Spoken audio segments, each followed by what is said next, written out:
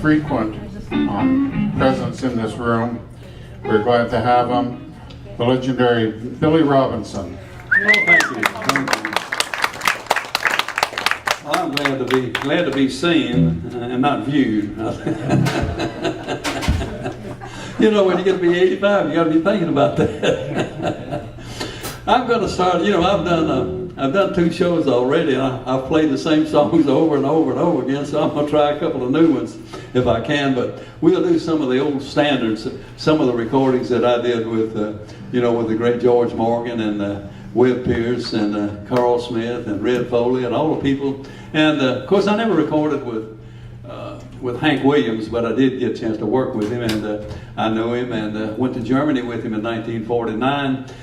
And on that trip, we had some really, really neat people. We had little Jimmy Dickens was on the show, Roy Acuff, and Oswald, who played the guitar with him, and Red Foley and Eva Foley. By the way, Red Foley and Eva Foley, that's Pat Boone's father-in-law and mother-in-law, yeah. And of course, they both passed away now. I'm going to start out with a song, and I always start out with when I play. It's because Floyd Tillman was a guest on our show, and he did a tune called "I Love You So Much It Hurts," and it's really a pretty waltz tune. And if you'll notice this guitar here, we don't have any pedals in here, but if you close your eyes a couple of times, you'll think that I've got a pedal on this guitar. So I'm going to do the "I Love You So Much It Hurts." Here it comes. All right. In the key of F at waltz. 1, 2, 3, 1, 2.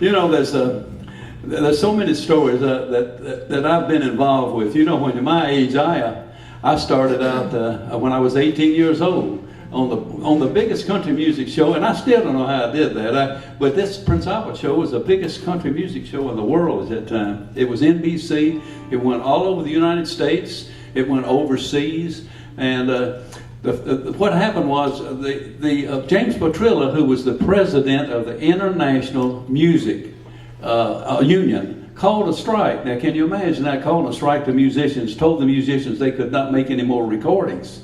And so Jerry Byrd and Louis Ennis and who else was that? I can't remember the other guy. Huh? Zeke Turner. Zeke Turner, yeah, played guitar. And these guys, they all left Nashville because they had been making recordings and they couldn't make any money around Nashville. So they left the Prince Albert show and went to Cincinnati and worked up there. And I had been comping Jerry Byrd. I mean, I had him down pretty good, but nobody played like Byrd, you know. But I could play the same notes, but they weren't the same. They sounded the same, I guess, to some people because they hired me. And I was in high school. I was 18 years old, and so I went to the principal because I had just a little while to go in school to finish the 12th grade. And I was in the 12th grade, and I went to the principal, and I said, "Principal, these people, Red Foley wants to hire me to go on the Prince Albert show, the biggest show in the world, and what should I do?" He looked at me and he said, "Billy, your school days are over." True story. That's right, yeah. I'd like to do another song for you now, a tune called Up a Lazy River. All right, I can do that in the key of F, all right?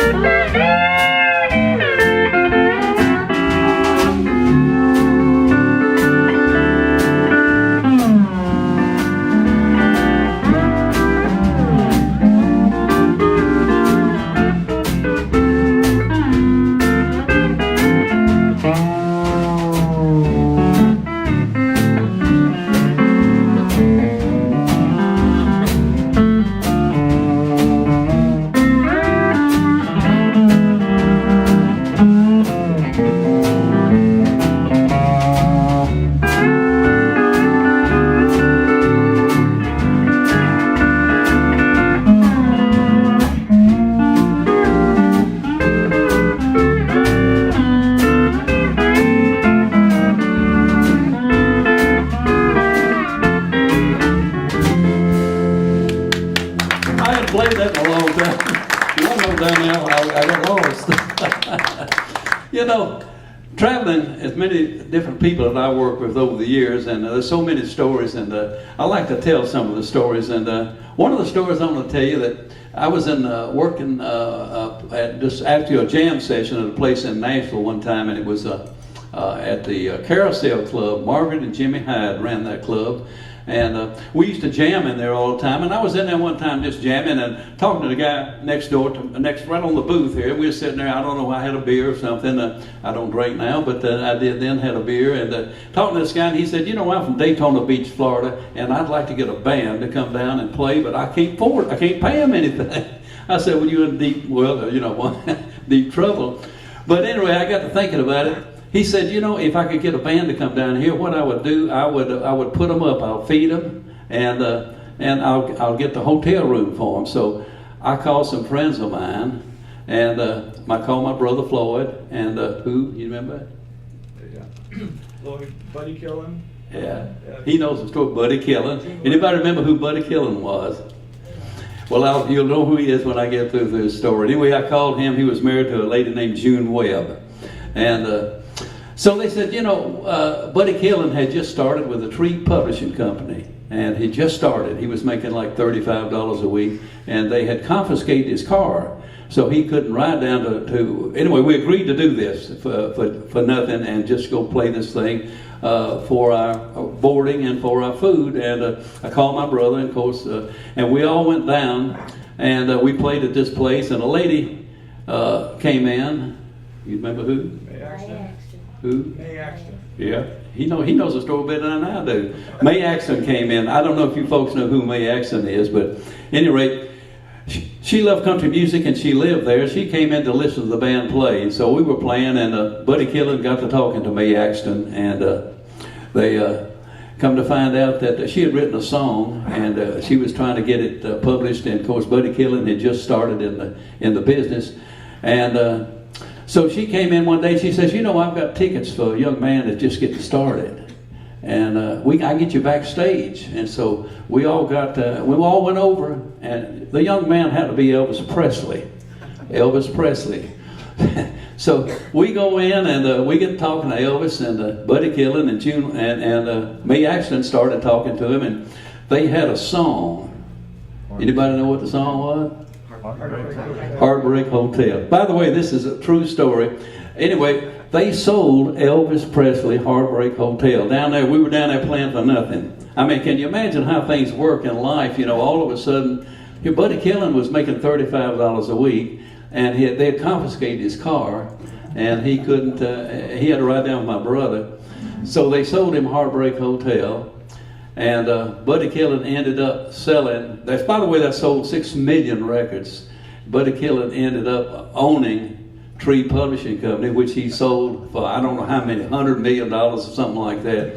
And they asked me, Billy said, what did you get out of that free trip? I said, I had a good vacation. That was it. But that's a true story. That's in a lot of history books about country music. So, all right, let's do. I don't guess we could do. That's a good one. I like that too. All right. One of my favorites. I was playing in New York, and our bass player was a bass player at one time with a Les Paul, and I had the opportunity to meet Les Paul, and he had at that time called a tune "High High the Moon," and it sold 1 million records or so, and. We're going to try that. And have you got a chart on that thing? I think you did. I give? had one the last time, but I think you took it back. So Okay. we can try it. All right. We can try it. All right. We'll try it. All right, here we go.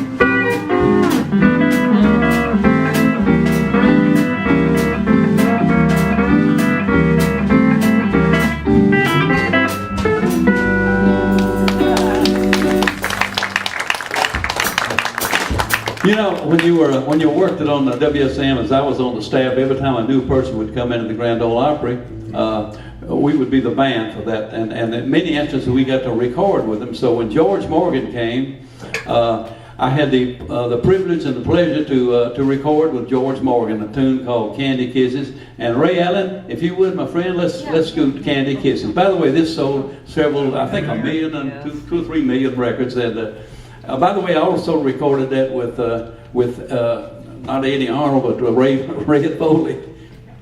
By the way, he had to leave because Eddie Arnold left, and that's the reason they hired George Morgan, because he sang a lot like him. Let's do Candy Kisses, key of C.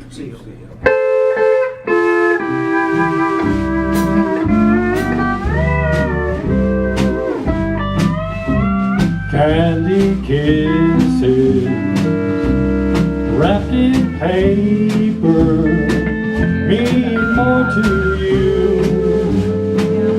than any of mine. Candy kisses wrapped in paper, you'd rather have them any old time. You don't mean it when you whisper those sweet love words in my ear. Candy kisses wrapped in paper mean more to you than mine do, dear. Mr. Billy Robinson.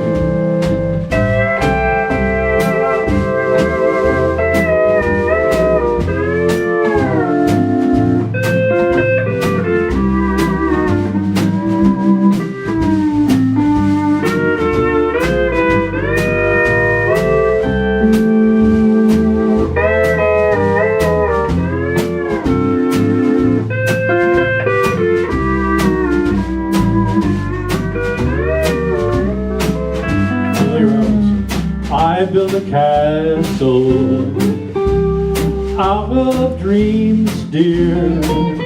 I thought that you were dreaming too. Now my castle has turned to ashes. I thought I had a love so true. You don't mean it when you whisper the sweet love word in my ear.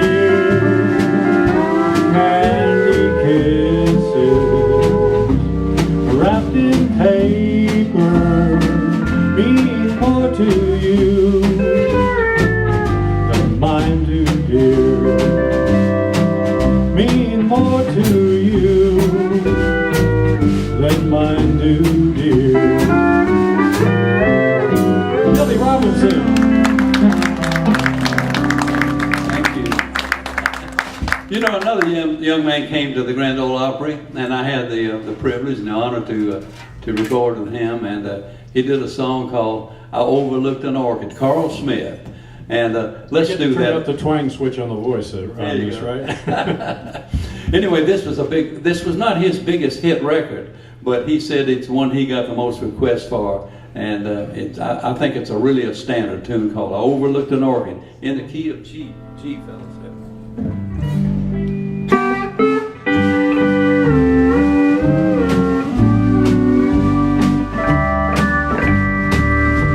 The orchid is a flower that blooms so tenderly. The thrill of fairest maiden of the land. When placed beside a blushing rose, the rose could not compare. Oh, but how was such as I to understand? I overlooked an orchid while searching for a rose. The orchid looked was you,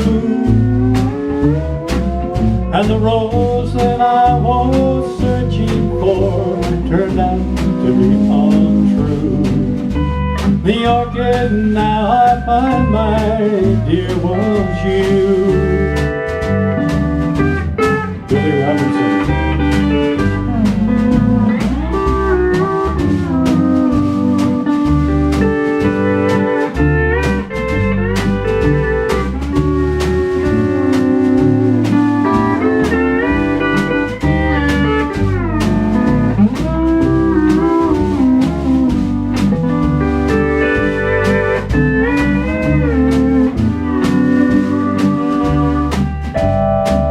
Now the rose has lost its color, oh, but the orchid's still the same.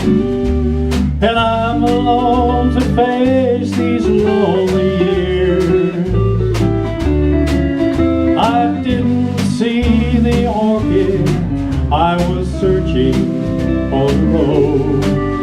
So now I pay the price with bitter tears. I overlooked an orchid while searching for a rose. The orchid that I overlooked was you, and the rose that I was searching for turned out to be untrue. The orchid now I find, my dear, was you. The orchid now I find, my dear, was you. Billy Robinson. Thank you.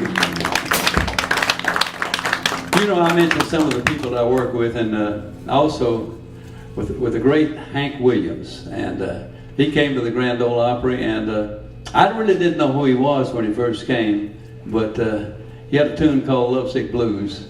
And after he got 5 or 6 encores, I began to say, you know, that fella's going to be somebody.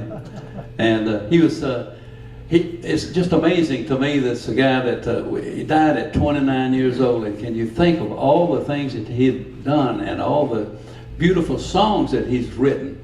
And it was just amazing to me. At that time, I became his friend, and I've been out to his house, and I knew him fairly well. And went to Germany with him in 1949, not with just him, but with the whole Grand Old Opry troupe. And but he was 29 years old. And you know, I look around and I tell a lot of folks, I said, you know, I work with Red Foley, and they say, Red who? And I said, well, I work with Hank Williams. Oh, really? Hank Williams, yeah. Well, and he was just 29 years old, and these other, George Morgan, all these folks, nobody remembers a lot of them, but everybody remembers the Hank Williams. It's just amazing to me. But he was a genius at writing songs, that's for sure. And I'd like to do one now. You know what? Cold, cold, chilly room. No, cold, cold heart. Yeah, Cold, Cold Heart, in the key of D, fellas. That's Howard.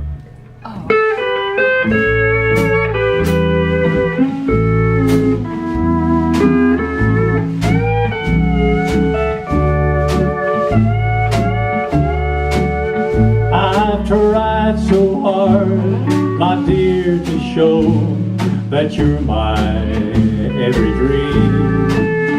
Oh, but you're afraid each thing I do is just some evil scheme. Oh, memory from your lonesome past keeps us so far apart. Why can't I free your doubtful mind and melt your cold, cold heart? Another love before my time made your heart sad and blue. And so my heart is paying now for things I didn't do. In anger, unkind words are said that make a teardrop start. Why can't I free your doubtful mind and melt your cold, cold heart? Billy Robinson.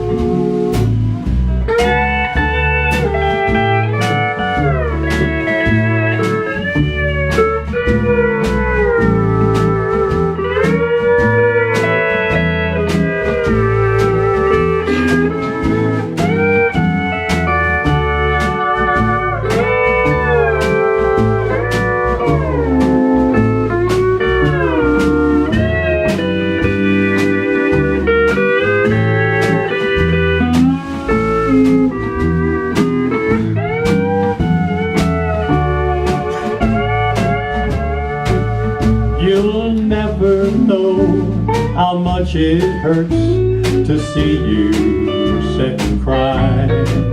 You know you need and want my love, but you're afraid to try.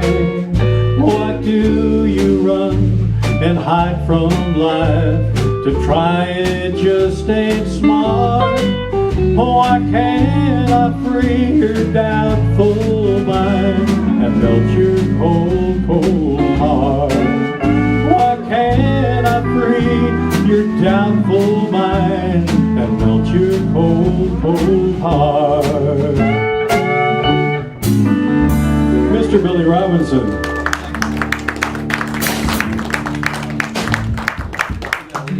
Billy. When do you have to leave? Oh, I'm okay. You okay? Yeah. Billy? I don't wanna, okay. Yeah, no, we're okay. They Okay, put you all up right. now. Two more, Billy, two more.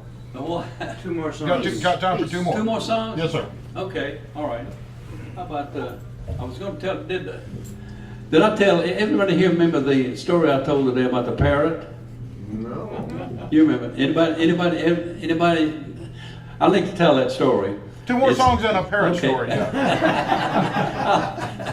Anyway, you know, when you're 85 years old, you like for people to send you gifts and things like that. So I had an uncle, I'll make this kind of face. I had an uncle, he's 90 years old, and his next birthday. So I decided that I was going to send him a present. Well, he was all by himself, and so I didn't know what to get him, but I thought I'd get him something, you know, that would cheer him up a little bit and make him feel good. So I went down to the pet store, and I bought a parrot. And so the guy that sold me the parrot, he said, you know, this parrot, he can speak 5 different languages. I said, well, I didn't know about that. My uncle, he'll love that parrot. He'll be able to talk to it and keep him company and all that sort of thing. So after I sent the parrot, about 3 days later, I called my uncle and I said, Uncle, did you like your birthday present? He said, it was absolutely delicious. I said, you know, man, you eat that parrot? He said, yes. I said, did you know that parrot spoke 5 languages? He said he should have said something. All right. So let's do a little bit of Silver Bell. All right. I'd like to do this tune, Silver Bell. That's in the key of D, and the bridge part goes to G. All right.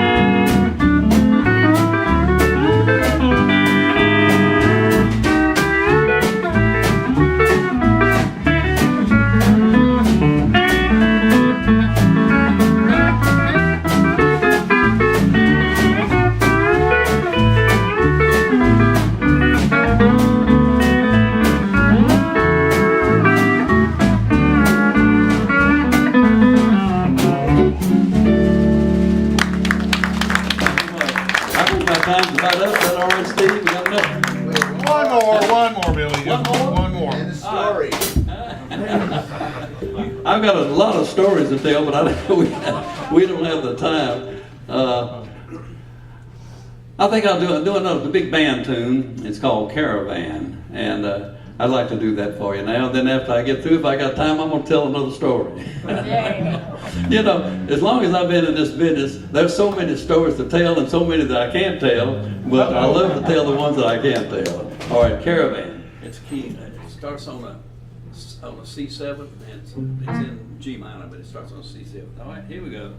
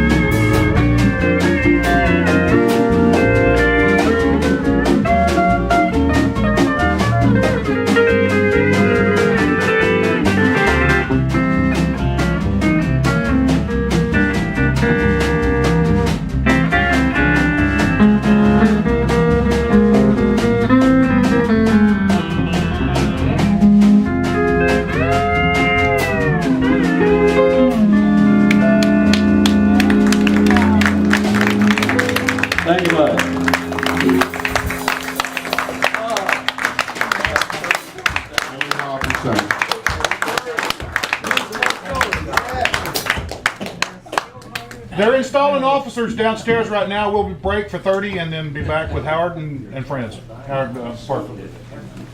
And that's 4:30, right? I believe so, yes ma'am.